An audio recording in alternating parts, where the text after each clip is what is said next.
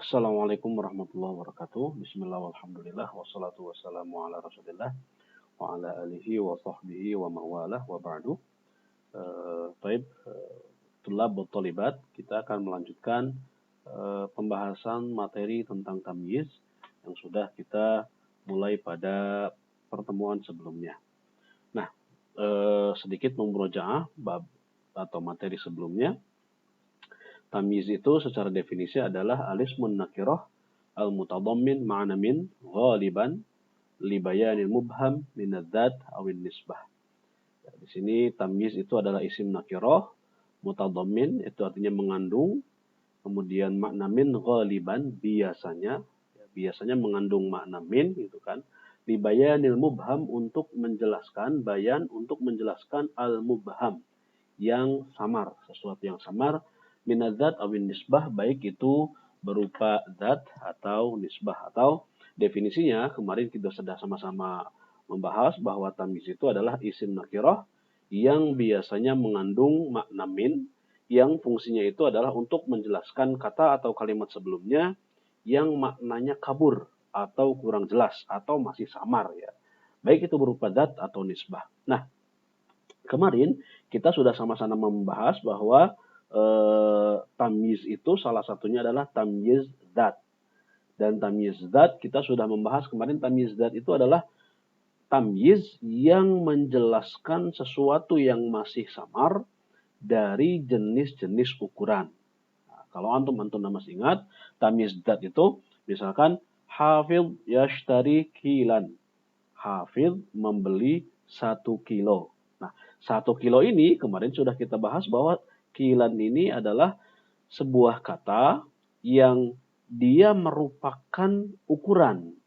Sehingga ketika kita menyebutkan ukuran ini masih perlu penjelasan lebih lanjut. Nah, fungsi tamyiz nanti adalah menjelaskan kilannya ini, gitu kan. Hafidh yashtari kilan. Hafidh membeli 1 kilo. Kalau kemudian contoh yang kedua, atau kalau kita jelaskan dengan tamyiznya, hafidh yashtari kilan, hafidh memberi 1 kilo. 1 kilo apa? Apa yang sebetulnya dia belikan? Yang disebutkan di sini baru ukuran. Nah, tamyiz zat itu adalah tamyiz yang menjelaskan al-mubham minadzat. Sesuatu yang masih samar dari isim zat. Isim zat itu merujuk pada ukuran. Jadi yang diukurnya itu apa sih, gitu kan? Maka gini, di sini kita jelaskan hafidh yashtari kilan samakan. Hafidh membeli 1 kilo ikan, gitu ya. Jadi fungsi tamyiznya di sini, samakan di sini menjelaskan al-mubham minadzat, sesuatu yang masih samar dari kalimat zat, dari kata zat, yaitu di sini adalah kilan, ukuran 1 kilo. Atau contoh yang kedua, ba'a fatihun litron. Fatih menjual seliter. Seliter apa? Ini masih belum jelas. Nah, litron di sini adalah al-mubham minadzat, sesuatu yang masih samar yang berupa ukuran. Bagaimana cara kita memperjelasnya? Maka kita tambahkan tamyiz, yaitu ba'a fatihun litron asalan. Nah, asalan di sini ini adalah tamyiz isim nakirah yang fungsinya menjelaskan litron. Karena litron ini adalah al-mubham minadzat. Kemudian contoh yang ketiga, yazra'u abi hektaron. Ayah saya menanam sehektar. Sehektar apa? Maka kita perjelas, yazra'u abi hektaron burtuqalan. Ayah saya menanam sehektar burtuqal, jeruk, seperti itu. Kemudian contoh yang keempat kemarin, ya'kulut tullabu sahnan. Para siswa itu makan sepiring. Sepiring apa? Apa yang dimakan? Piring ini baru ukurannya sebanyak 1 piring. Nah, maka kita jelaskan, ya'kulut tullabu sahnan ruzzan. Maka samakan asalan, burtuqalan, dan ruzzan ini adalah tamyiz yang dia fungsinya menjelaskan al-mubham minadzat, yaitu kilan, litron, hektaron, dan sahnan. Sehingga kita katakan bahwa tamyiz zat itu adalah alismun nakirah al-mutadammin ma'na min ghaliban li bayanil mubham minadzat. Isim nakirah yang mengandung makna min untuk menjelaskan yang masih samar yang berupa zat atau isim-isim kata-kata yang memiliki makna ukuran. Nah, itu adalah tamyiz zat yang kita pelajari pada pertemuan sebelumnya. Tinggal satu materi lagi dari tamyiz ini, yaitu tentang tamyiz nisbah. Nah, apa itu tamyiz nisbah? Sebelum kita membahas tamyiz nisbah, maka perlu dipahami dulu ya. Nisbah itu apa sih? Mungkin antuna pernah mendengar ya kata-kata nisbah. Biasanya kalau dalam pembahasan, misalkan pembahasan fikih ya, ada sebuah pendapat yang mengatakan bahwa hukum A ini adalah haram. Nah, pendapat ini dinisbahkan kepada Imam Syafi'i, misalkan seperti itu ya. Nah, maka kata-kata dinisbahkan itu biasanya disandarkan atau dihubungkan atau dikaitkan. Maka nisbah ini bisa juga kita katakan yang berkaitan. Ya. Loh, maksudnya apa yang berkaitan? Begini, ketika kita menyebutkan sebuah isim, ya,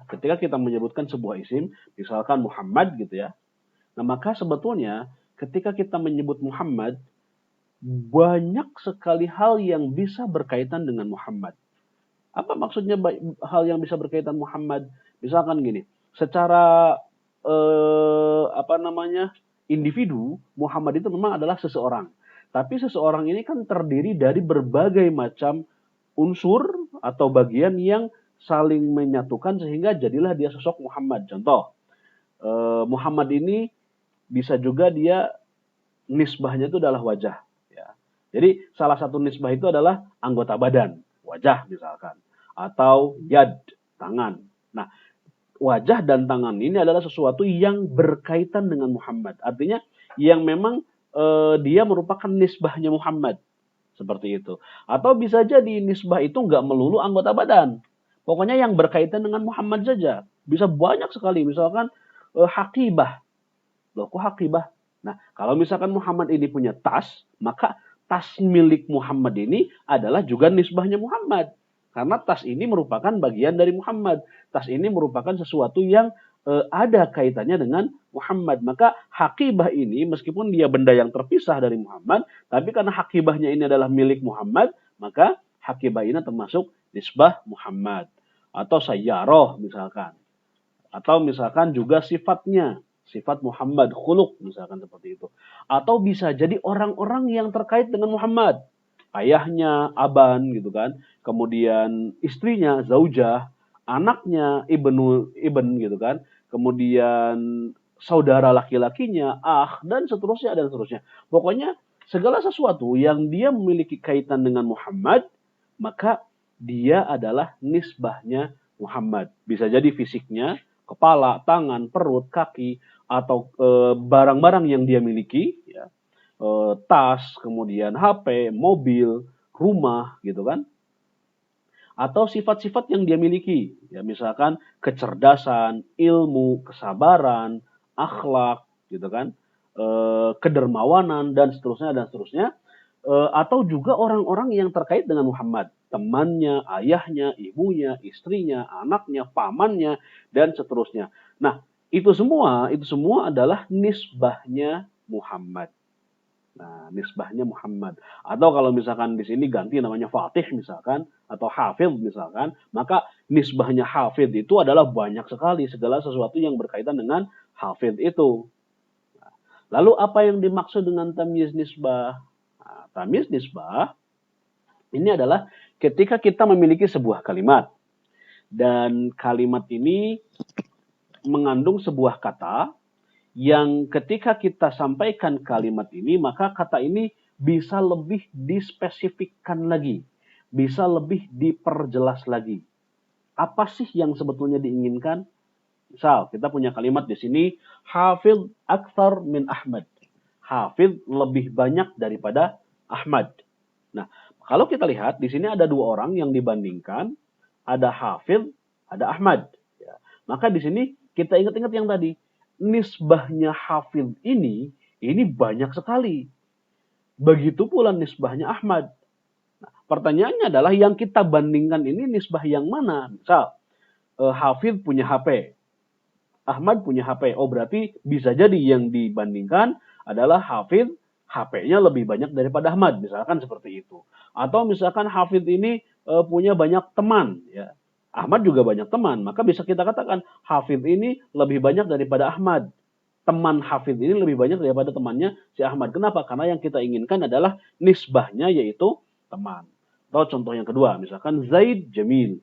Zaid ganteng atau bagus, karena Jamil ini kan belum tentu ganteng ya kalau dalam bahasa Arab gitu kan. Nah, ketika kita mengomentari Jamil, yang kita komentari ini apakah Zaid secara fisik sosoknya, atau misalkan salah satu bagian tubuhnya, wajahnya, rambutnya misalkan, atau misalkan eh, apa namanya, sesuatu yang lain, ya, sesuatu yang lain.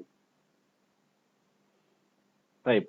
Nah, jadi ketika kita mengatakan Zaidun Jamilun, Zaid ini jamil, ganteng atau indah atau bagus, maka ini masih bisa memiliki banyak kemungkinan karena Zaid ini memiliki banyak nisbah.